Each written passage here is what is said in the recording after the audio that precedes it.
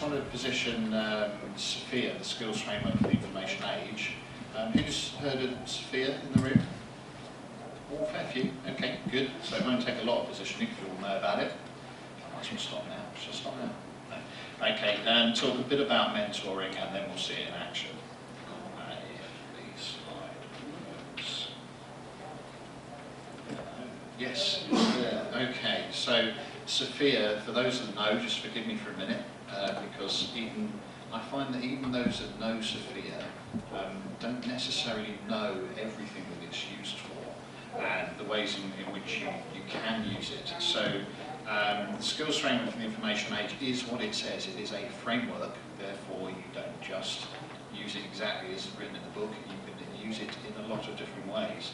So sometimes within the skills management cycle, if we look at the top, when you're, as an organisation, when you're recruiting people, you can use it to specify some of the characteristics, some of the professional skills that you need in the people that you are recruiting, whether on a permanent basis or on a contract basis or temporary workers, a whole host of ways that you can use it in acquiring people. I was out in Australia in August and I saw a really good example of this in action. There's a recruitment consultancy that actually trained their recruiters in SFIA. And what happens is when they have a customer come along who's after recruiting someone, they listen to them describe the role and they pick out the key SFIA skills. So they use SFIA as a way of standardising the skills that they're looking for. So they specify the skills and the levels that they need. And then what they do when they have a candidate coming along, rather than just taking the CV or the resume as the Bible and doing the normal word search that you find recruitment consultants doing, I don't know if any of you get this. I get phone calls asking me if I'm interested in a service desk analyst role, to which my response is, have you read my CV? And they said, well, we've got your CV, it's probably quite an old one because you haven't been looking for a job for years, but it came up on a word search. It's like, yes, if you read it properly, it says I was the global program manager for the implementation of the service desk. So they've just matched up the service desk bit. That, we have to face it, that is the general level of intelligence that goes on in a lot of recruiting in our industry. It's word search based. What they were doing in this in Australia was actually when the candidates came in, they went through what their skills were and they used SFIA to say, you've got these skills at these levels. Having done that with the organisations that were looking to recruit, they suddenly had a really intelligent way of matching up the vacancy with the candidates. They were so confident in this way of matching up that they actually offer a 200% money-back guarantee if the candidate doesn't stay for a year, I think it is. It's 6 months or a year, I can't remember which. They're that confident and they're still in business, so it must be working. Yeah. If it weren't working, they'd be out of business having given a 200% rebate. So there's some really exciting uses of SFIA that are starting to catch on, and in either the adverts for jobs, just saying, I've seen a few around that have said I'm looking for somebody that's got whatever the skill is, change management level 4, whatever it might be. So there are some adverts that do it at a very crude level like that. There are some organisations like this recruitment company in Australia that I mentioned that are doing it at a much more detailed level. So it can really help the quality there in the whole acquisition part. Then if you move on to the next part of the cycle, if you're in the organisation and maybe you're looking for some people to assign to a project, or even on a service desk or a support function, you're looking to identify the people that have got certain skills so that they can take the call that's most relevant to the skills they've got. You can use SFIA in that way. You can use it around continual professional development, and that's what we'll be talking about a bit more today, because mentoring, if you're a mentee, you are actually trying to do continual professional development because you're recognising some gaps that you need to fill. Yeah? So SFIA provides a framework where you can say, I know where I am, I know I've got these skills at these levels, I know that the way I want to progress in my career says I need these skills at these levels. You can do a gap analysis between those and identify skills that you need And with mentoring, you can actually ask for a mentor that's got experience in those areas where your gaps are. So, so you can do it around assessing the current performance, planning how you're doing your CPD, around analysing the gaps, whether that's at a personal level or whether that's at an organisational level.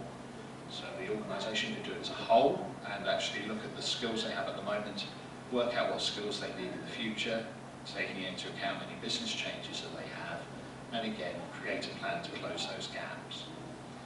So the development actions can be on a personal or an organisational level.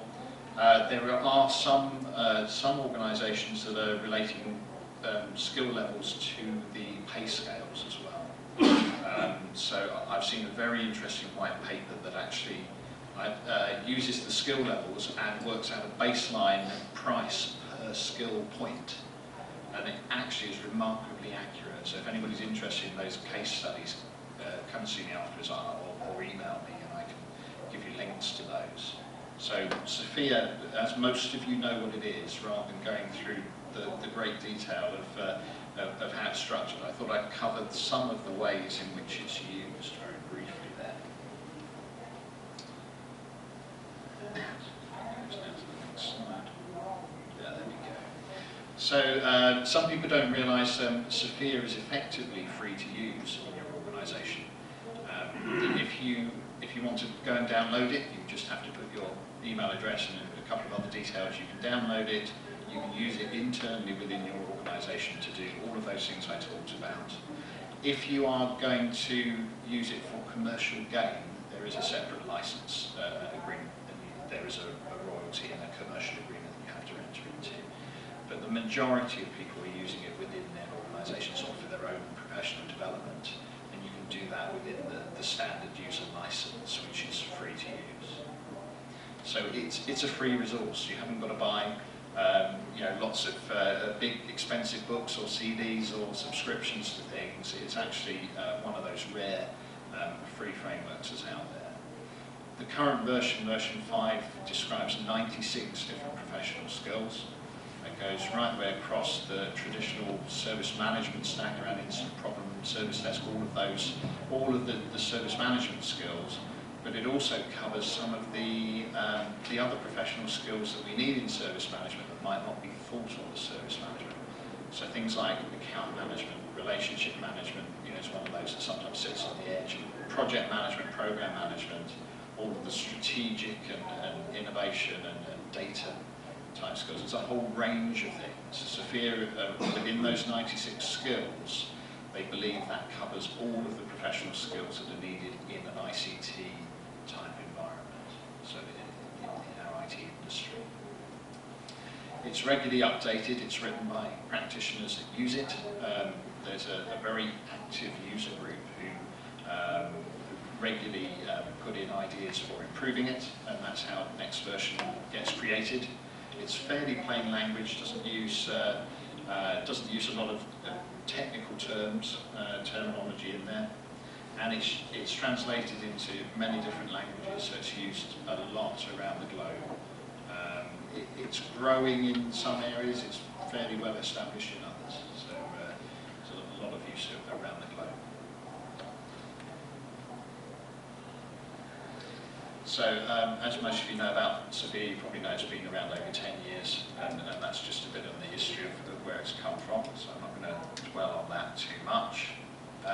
It's still, the current version has the 6 different categories, so those 96 skills sit within those 6 SFIA categories, and each skill is described at 1 or more of the 7 levels, going from 1 being the most basic to 7 the most experienced or detailed. So not all skills will sit across all 7 levels. Some of them will sit across 1, 2, 3, 4, whatever it might be.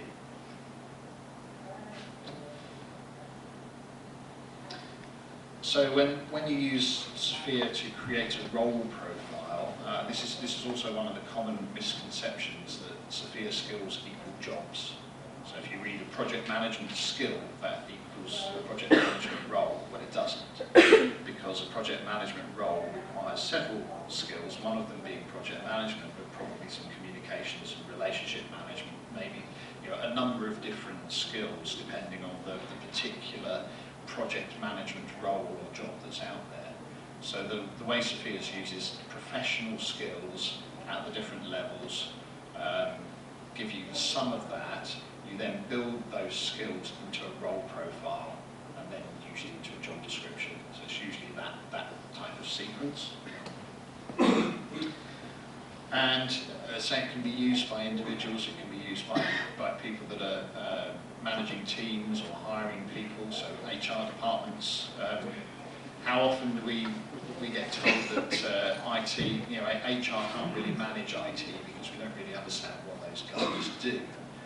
We're seen as mavericks and strange people with beards and sandals that sit in the corner and just play with the technology sometimes.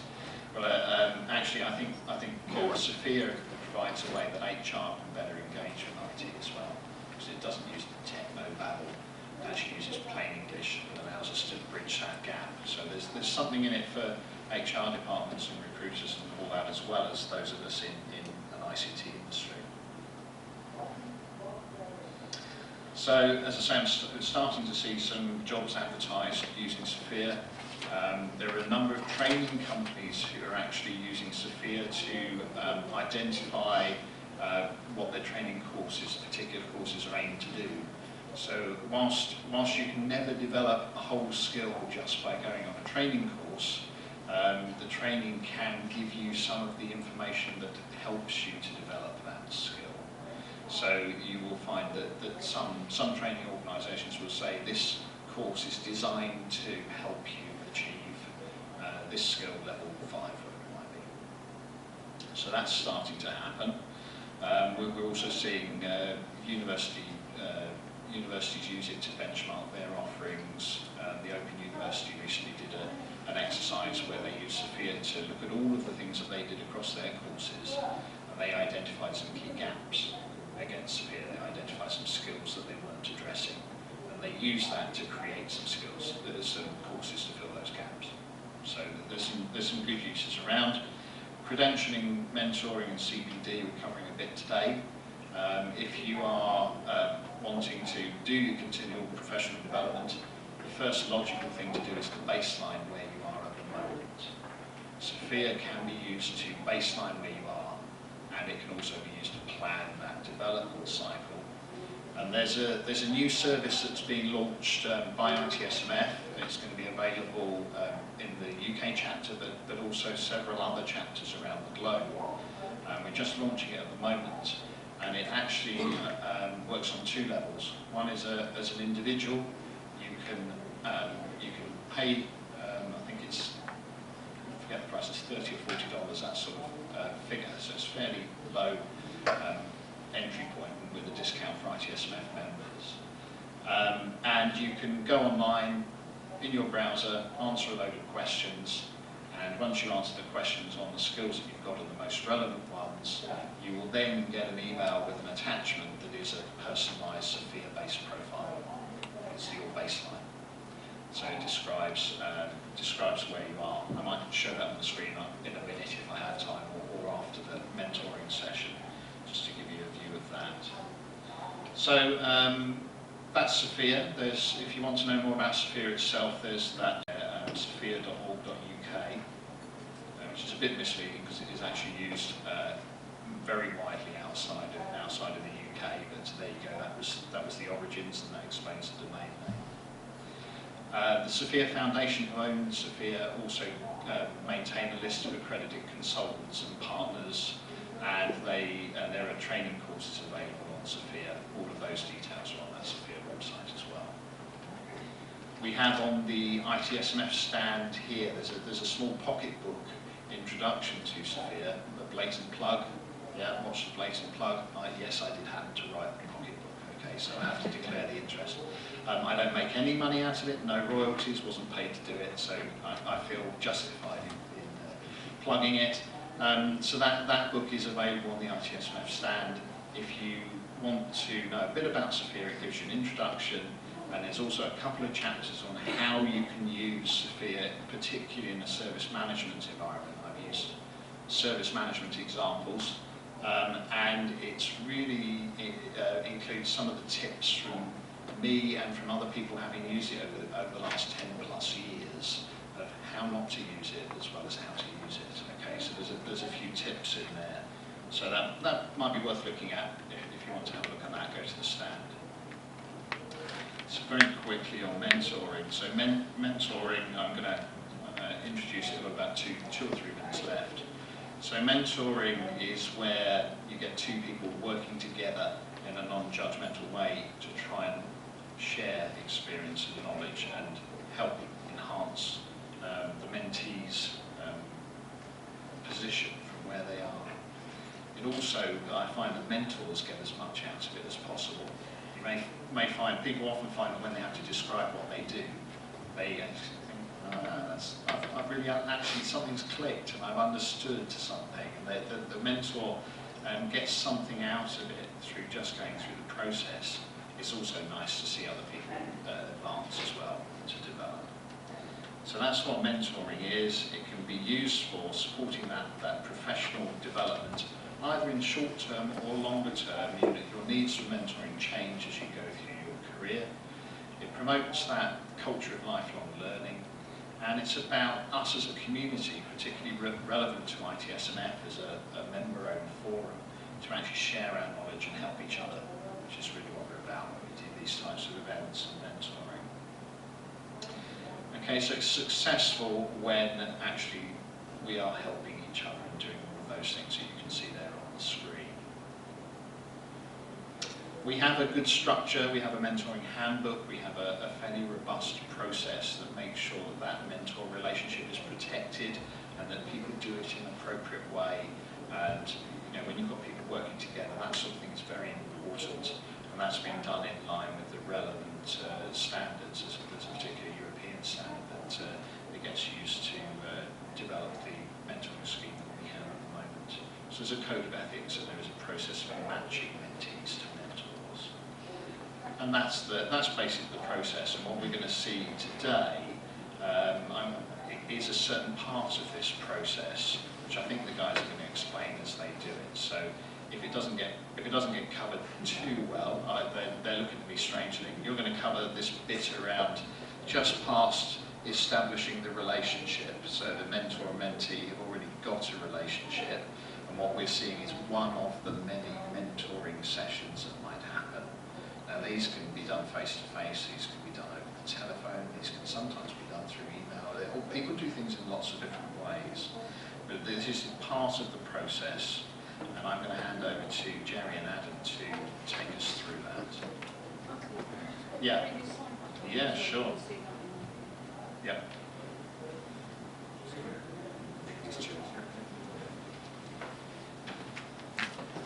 Now you can guess who's the mentor and who's the mentee. Coming up.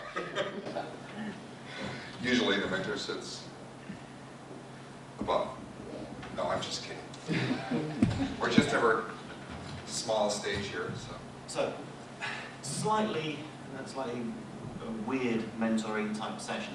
I've done various mentoring sessions as Matthew said, over the telephone, over email, person to person. I've never done it in front of an audience. There's various things that I wouldn't generally do in front of an audience, and this is one of them. So we're going to kind of, to some extent, almost ignore you. Please don't feel offended. And it's going to be a bit sort of Alas, Smith and Jones, just us talking to each other in a lightened room. The premise is that I'm the mentee, and it is based on reality, although I'm not necessarily opening my heart up in front of an audience. My background is that I was, for the majority of my life, employed as an employee within an organisation, and about 3 years ago, through one reason or another, I and my employment parted company. I am now an independent consultant, and I guess trying to deal with the repercussions of that and what it means in terms of my career progression. So that kind of gives you the scenario of the situation. partnered up with Jerry through the Prism mentoring. We've had various conversations about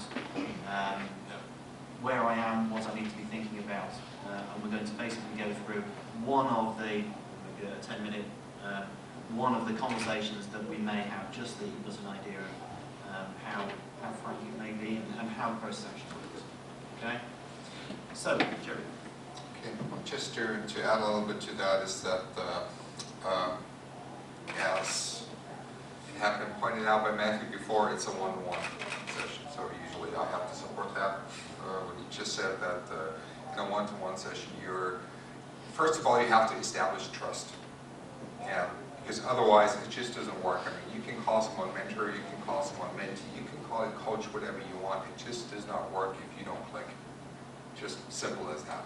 So in the process before, just to follow that up, how is a mentor or mentee matched? There's profiles and there's selections that have been made up front, like someone needs a mentor or would like to have support by a mentor, and the other way around, you have people who say like, okay, I would like to give back. I would like to support. Maybe one had a mentor before. For example, myself, I had for very, very long time, over decades of years, I had my grandfather, which was my mentor. And this usually, things like that is nothing new. It just happens usually in the family. So you might have someone that has been there and supportive and good or in bad or helping you with that. So that's sort of, well, not that I'm his grandfather, don't get me wrong. But in general, it's the relationship. You need talk to that later. You need trust. You have to establish a relationship. Through the process, you don't just say, Adam, this is your mentor, or Jerry, this is Adam, he's your mentee. You talk first. You meet virtual or in person, you meet first. And then you just get to know each other a little bit. And then the mentee is the one who leads and says, okay, that's fine with me. I'm the one, I agree with that mentor. Of course, the mentor could also say, nah, no way, that just doesn't work. But the lead is the mentee, because you give and he takes or she takes. So therefore, I think that's a very important message that should be brought over to understand how that works. So all this has been done. So what we do here right now is I'm trying to give ideas, thoughts, help, support, experience to Adam's situation. Okay. So the situation I'm in at the moment is I'm a very good consultant. I can go out, I can do any aspect of service management, but how do I go about winning business? How do I actually, because I've always had salespeople go out and effectively just being told, right, now deliver this service. I can go through associate network, but obviously they're going to take their cream off the top. Right. I'd prefer to actually win my own business, but it's scary as hell actually approaching companies.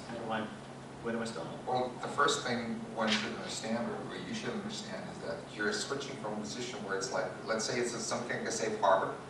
Someone else is taking care of the revenue coming in and the work you're doing.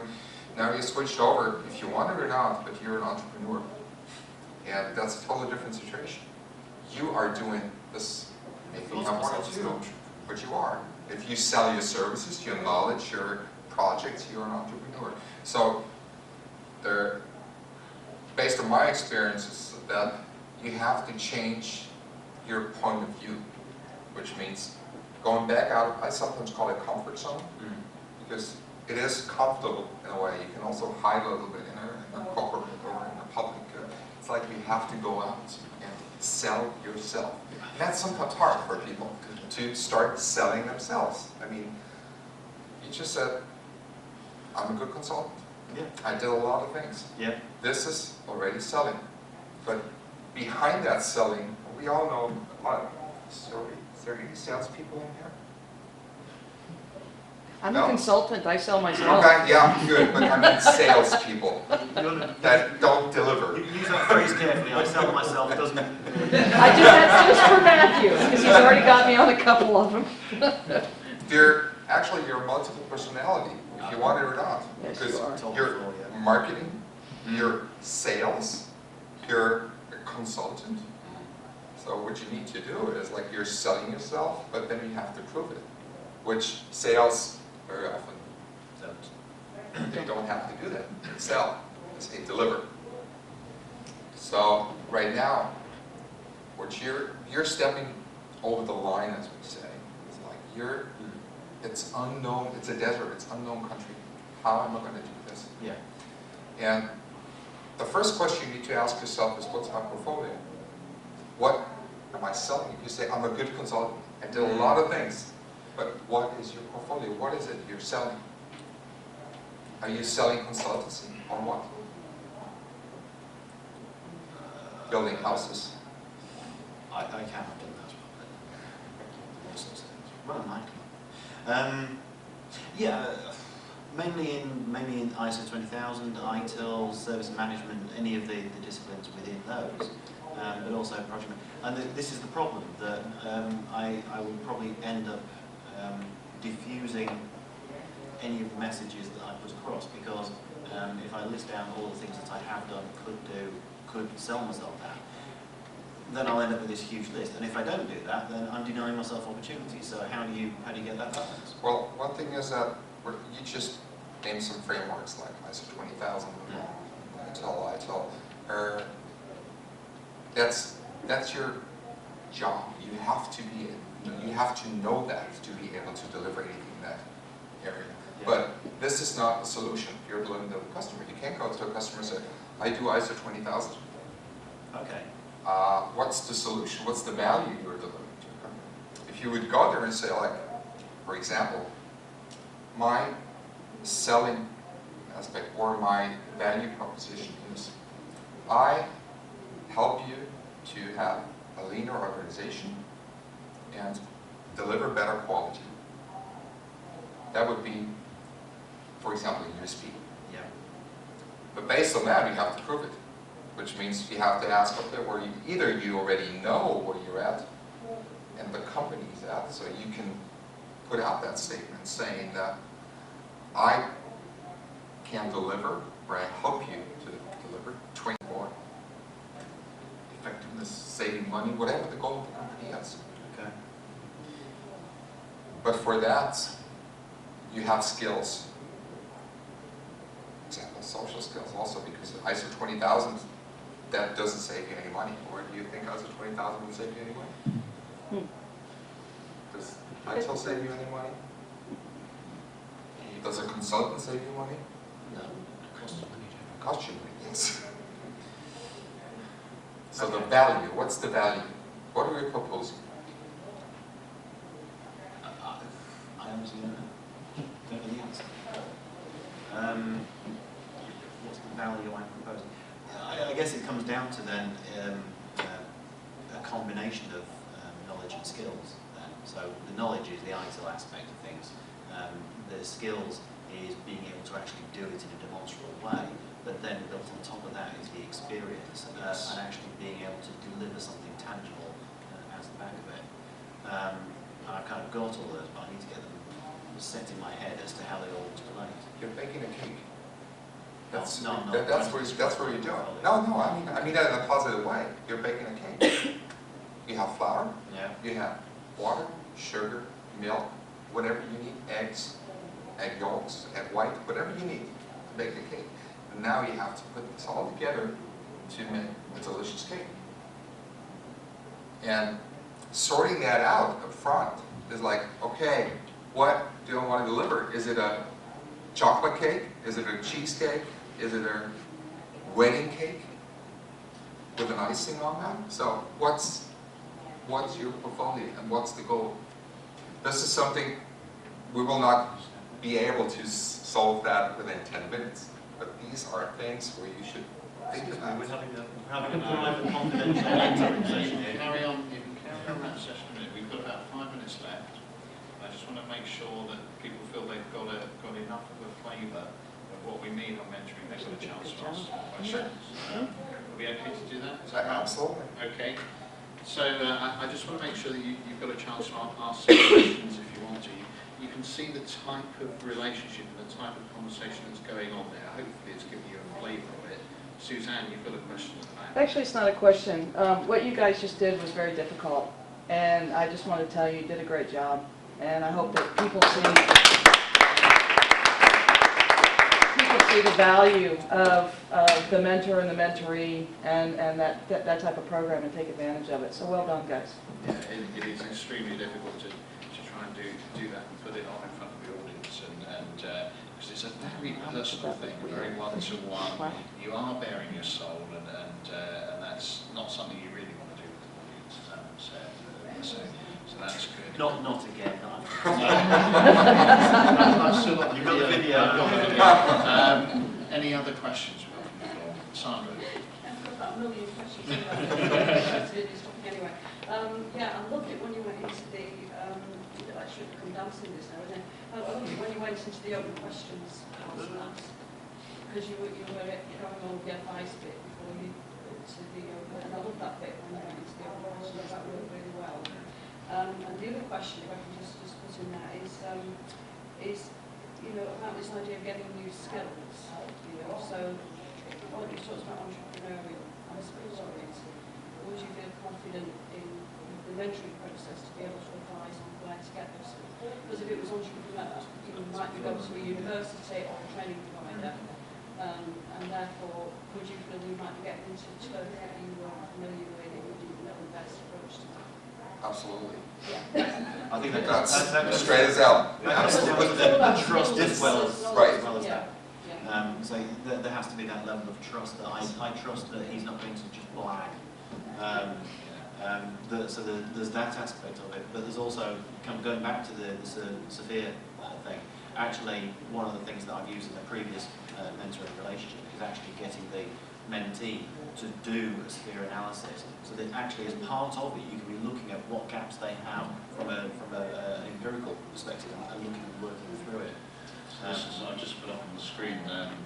This is the assessment that I was talking about. This is one of the outputs. I just did a dummy one using me, so I didn't answer everything truthfully, I don't think. But there you go. And this is just to give you an idea that this is one way of actually baselining, as Adam was saying, doing that profile. This gives you, in fact, the generic level of responsibility and accountability you have in your current or most recent role. And then it goes into the individual skills that you have and shows which level you have in a particular skill and whether it's colour-coded as to whether you've got it, whether it's current, whether it's not. So just to give you a really brief overview without going into that too much detail, and then it gives you the text for each of the skills that you have. So that's basically what you're talking about in terms of mentor relationship is the mentor has to some extent, understand the mentee to a level of depth that a straight-up relationship, we've met X number of times already, but that sort of information gives a whole lot of depth.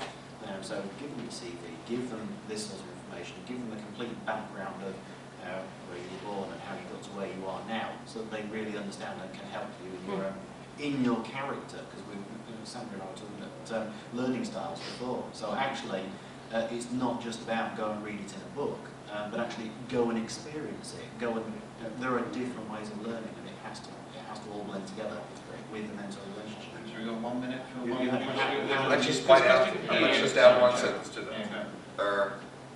One thing you need to understand is that you might have a great portfolio, you might have great experience. It still doesn't mean you or one will be a great entrepreneur, because that's a matter, you just drop that. It's a matter of character, it's not a matter of knowledge. So that's something where, as a mentor, it might always be possible to say, you've got all the skills, you get everything, but you're not an entrepreneur. For you, it would be better to be part of a network or part of somewhere someone else does the sales, because you can't sell.